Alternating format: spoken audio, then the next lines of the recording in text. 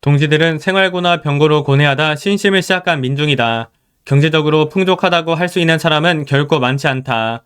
그렇기 때문에 회원에게는 가능한 한 부담을 주고 싶지 않다는 것이 신이치의 마음이었다. 원래 학회의 재원은 마키구치 초대 회장 시절에는 이사장인 도다 조세이가 일체의 책임을 떠맡아왔다. 도다는 사재를 털어 경비로 충당하고 회원에게는 금전적인 부담을 주지 않았다. 그러나 도다가 회장에 취임하고 얼마 후 몇 명의 회원이 자기들도 학회의 경비를 일부 부담하고 싶다고 강하게 요청해왔다. 확실히 광순유포가 확대되는 미래를 생각하자면 언제까지나 도다 혼자서 꾸려갈 수는 없었다. 또 학회의 활동 경비를 부담하는 것은 광순유포에 대한 공양이다. 도다는 동지들의 요청에서 그 문호를 드디어 열어야 할 때가 왔다는 것을 느꼈다. 그러나 도다는 지극히 신중했다. 광순유포의 재원은 어디까지나 진심 어린 깨끗한 재원이어야 한다는 생각에서 도다는 멤버를 엄선했다. 신심이 강성하고 경제력도 있는 78명을 선정하여 재무부원으로서 학회의 재원을 담당할 사명을 의탁했던 것이다. 그리고 1951년 7월 3일 재무부 결성식이 거행되었다. 그 후 재무부는 점차 진용을 늘려 학회의 경제적 기반을 지탱하는 큰 힘이 되었다. 재무부원들에게는 광포를 위해 정제를 거출할 수 있도록 선발되었다는 긍지와 기쁨, 감사의 마음이 있었다. 도다는 재무부원에게 맥동하는 그 정신이 무엇보다도 기뻤다. 학회의 재무는 세간의 일반적인 기부와는 다르다. 어디까지나 신심의 발로에서 나오는 것이어야 했기 때문이다. 그리고 이 불타오르는 신앙이 있는 한 무량한 공덕이 나타나지 않을 리가 없다. 도다는 가능하면 보다 많은 동지에게 공양의 기회를 주고 싶었다. 그러나 그 중에는 경제고와 싸우고 있는 동지도 있다. 그들을 생각하자 도다는 공양을 호소하는 것이 가슴 아팠다. 그러나 그렇다고 해서 전혀 공양의 기회를 주지 않는다면 그것은 신앙의 눈으로 보면 오히려 무자비가 되고 만다. 도다는 마음을 굳히고 총본산 5층탑 복원과 봉안전 건립 등의 즈음에 모두에게 공양을 호소하기로 했다. 공양의 공덕은 헤아릴 수 없다. 그것을 말해주는 일례로서 기원정사를 기진했던 수달장자, 즉 수달다의 이야기가 있다. 몇몇 불전에서는 수달다가 석존에게 귀의한 때는 대장자가 된 후라고 되어 있지만 다른 불전에는 다음과 같은 설화가 있다. 옛날 인도에 수달다와 아내가 살고 있었다. 그들의 생활은 매우 어려웠다. 그러나 두 사람에게는 깊은 신앙심이 있었다. 어느 날 수달다는 약간의 쌀을 손에 넣을 수가 있었다. 아내는 남편이 집에 돌아오면 함께 먹으려고 그 쌀로 밥을 지었다. 그러자 거기에 불제자 중 한 사람인 아나율이 탁발하러 왔다. 아내는 아나율을 보자 예배하고 밥을 수북하게 담아 건네주었다. 그런데 수달달 집에 수보리, 마하가섭, 목련, 사리불 등이 잇따라 탁발하러 왔다. 아내는 그때마다 밥을 수북하게 담아 건네주었다.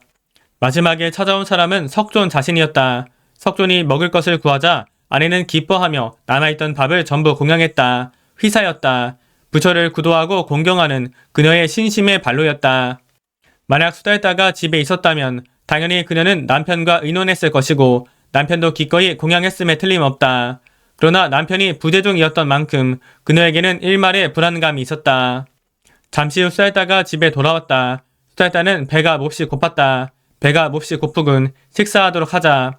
아내는 가만히 남편의 얼굴을 바라보며 물었다. 만약 석존의 제자인 아나율님이 탁발하러 오셨다고 한다면 당신은 공양을 하시겠습니까? 물론 먹을 것이 있으면 공양하지. 비록 내가 먹지 못하더라도. 수달다의 아내는 거듭 남편에게 물었다. 그럼 수보리님이나 마하가섭님 거기에 석존이 직접 오시어 먹을 것을 구하신다면 어떻게 하시겠습니까? 수달다는 대답했다. 말할 필요도 없어. 당연히 먹을 것이 있으면 공양에 드려야지. 아내는 미소를 지었다. 실은 오늘 석존의 제자분들과 석존께서 차례로 오셨습니다. 저는 기꺼이 당신이 고생하여 구해온 음식을 전부 공양하였습니다. 그래도 당신이 뭐라고 말씀하실까 걱정했습니다. 그러나 지금 당신이 자신은 먹지 못하더라도 공양하겠다고 하시니 안심했습니다. 수달다도 웃으며 말했다. 그런가 정말로 좋은 일을 했군. 이것으로 우리들의 죄업도 소멸되었고 반드시 행복하게 될 거야. 이 공양의 공덕으로 수달다는 대장자가 되었다고 한다. 아내의 한결같은 결의와 그것을 기뻐하는 남편, 이 순수한 신앙에서 나온 이 휘사의 마음이야말로 진정한 공양이고 거기에 위대한 복덕의 원천이 있다. 휘사의 마음은 경애를 높이고 무량한 공덕을 가져올 뿐 아니라 신심의 확신을 더욱 깊게 한다.